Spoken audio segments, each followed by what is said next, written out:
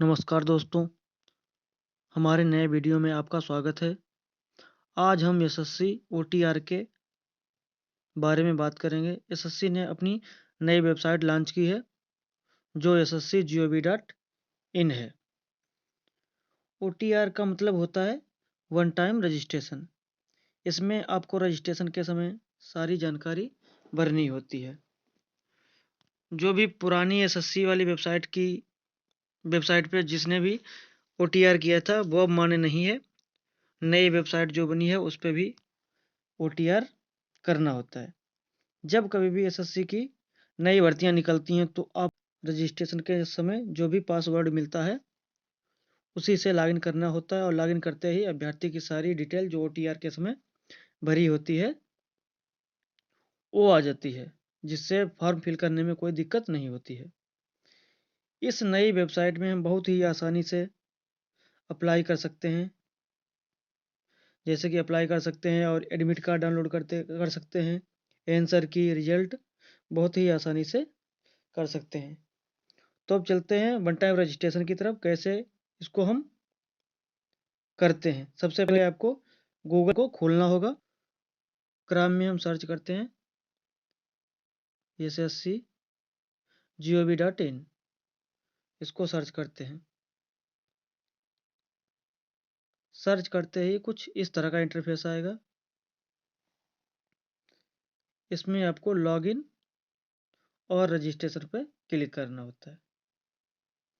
Click करते ही आपको कुछ इस प्रकार का इंटरफेस दिखेगा। इसमें कैंडिडेट और एडमिन दोनों का होता है, तो हमको कैंडिडेट में करना है और नीचे जाने के बाद में न्यू यूजर रजिस्ट्रेशन नाउ पे क्लिक करना है। क्लिक करते ही कुछ इस तरह का इंटरफेस आएगा। इसमें नीचे स्क्रॉल डाउन करने पर वन टाइम रजिस्ट्रेशन में पता चलता है कि पर्सनल डिटेल में हमसे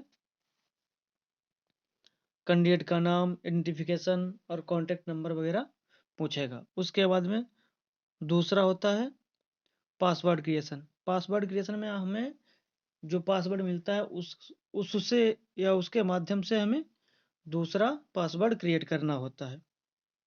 उसके नीचे एडिशनल डिटेल, इसमें कैंडिडेट की नेशनलिटी, एड्रेस और एजुकेशन डालना होता है। उसके बाद में डिक्लेरेशन करना होता है। तो नीचे जाके हम कंटिन्यू पर क्लिक करते हैं।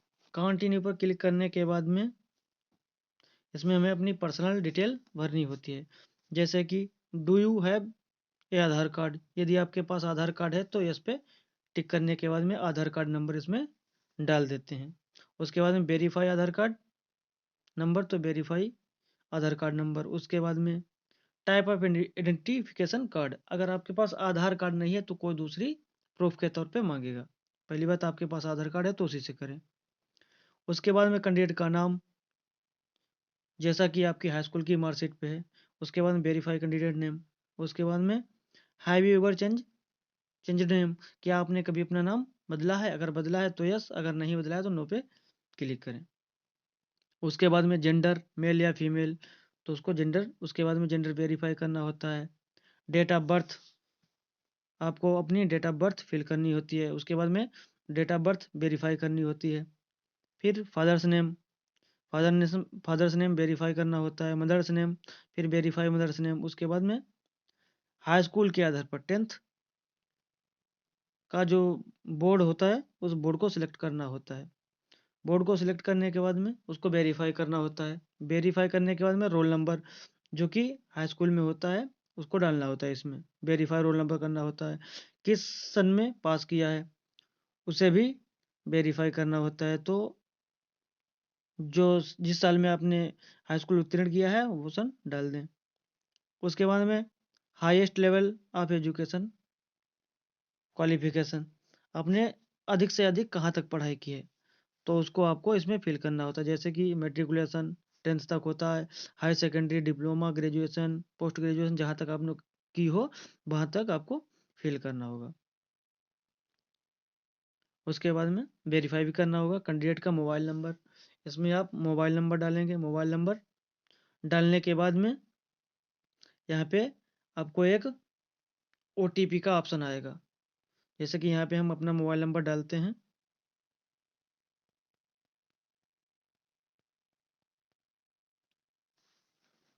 डालने के बाद कुछ इस तरह से प्रोसेस होगा।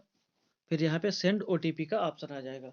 सेंड OTP का ऑप्शन आने के बाद में OTP सेंड हो जाएगा, मोबाइल नंबर पे जाएगा, उसको आप यहाँ पे भरने के बाद में सबमिट कर दें। इसी प्रकार कैंडिडेट्स ईमेल आईडी वो भी यहाँ पे फिल करना होगा। फिल करने के बाद में आपको उस पर भी एक OTP जाएगा, उसको फिल करने के बाद में सेव एंड नेक्स्ट पे क्लिक करते हैं। क्लिक करने के बाद में कुछ थोड़ा टाइम लेगा और फिर इस तरह से सक्सेस लिख के आ जाएगा। इसके बाद में हम ओके पे क्लिक करके हमारा जो रजिस्ट्रेशन नंबर है वो हमारा मोबाइल नंबर पे और ईमेल आईडी पे आ जाएगा। यहाँ से फिर हमको कैंडिडेट लॉगिन मिल जाएगा। यहाँ पे हम अपना रजिस्ट्रेशन नंबर और पासवर्ड डाल के कैप्चा कोड फिल करते हैं। वो फिल करने के बाद में हम इसे लॉगिन करते हैं। दोबारा लॉगिन करते हैं। लॉगिन करने के बाद में कुछ इस तरह का इंटरफेस खुलेगा। तो इसमें सेट ए न्यू पासवर्ड, तो हमें नया पासवर्ड डालना होता है इसमें। तो नया पासवर्ड डालने के लिए पहले हमको इसमें ओल्ड पासवर्ड डालना होगा, उसके बाद में नया पासवर्ड डालना होता है। इसमें सिक्योरिटी क्वेश्चन पूछेगा।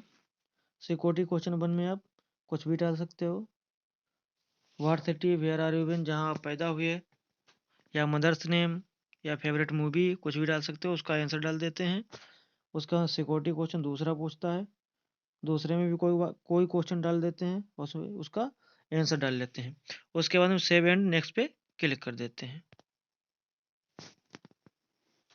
उसके बाद में हमारा जो ये सक्सेस होता है पासवर्ड, उसके बाद में हम इसको ओके कर देते हैं। वहाँ से हम सीधे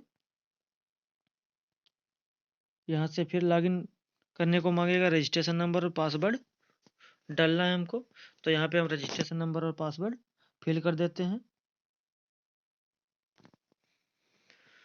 लॉगिन करने के बाद में हमारा कुछ बेसिक डिटेल, एडिशनल डिटेल पूछेगा, जिसमें हमें कैटेगरी सिलेक्ट करना होगा। उसके बाद में वेरीफाई कर देना होता है। फिर नेशनलिटी उसको सिलेक्ट करना होता है, इंडियन। उसके बाद में विजुअल आइडेंटिफिकेशन मार्क, यदि आपके शरीर पर कोई कटा फटा या कोई चिन्ह हो तो वो यहाँ पे होता है। Are you person with benchmark disable PWD, इसमें नो करना होता है। उसके बाद में आपका एड्रेस, परमानेंट एड्रेस जो होता है उसको भरना होता है। भरने के बाद सेव एंड नेक्स्ट पे क्लिक करना है। सेव करने के बाद में आपका जो एडिशनल डिटेल है वो फिल हो गई है और सक्सेस हो गया आपका।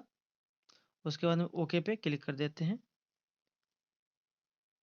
उसके बाद में आपको जो डिक्लेरेशन वाला चौथा वाला ऑप्शन होता है उसको करना होता है। उसके बाद में यहाँ पे से आप अपना प्रीव्यू कर सकते हैं, और प्रीव्यू करने के बाद में यहाँ से प्रिंट कर सकते हैं आप। तो यहाँ से आपको डिक्लेयर कर देना है।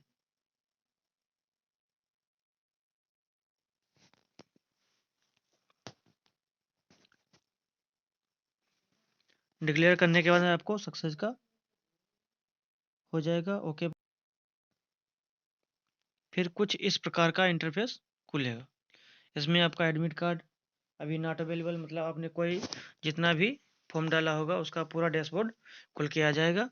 यहाँ से एडमिट कार्ड, रिजल्ट और आंसर की जो कुछ भी होगा वो सब यहाँ से खुल के आ जाएगा आपका। बस इसी तरह से आपको OTR करना है। यहाँ पे आपका नाम, माता का नाम, पिता का नाम सब कुछ आ जाता है।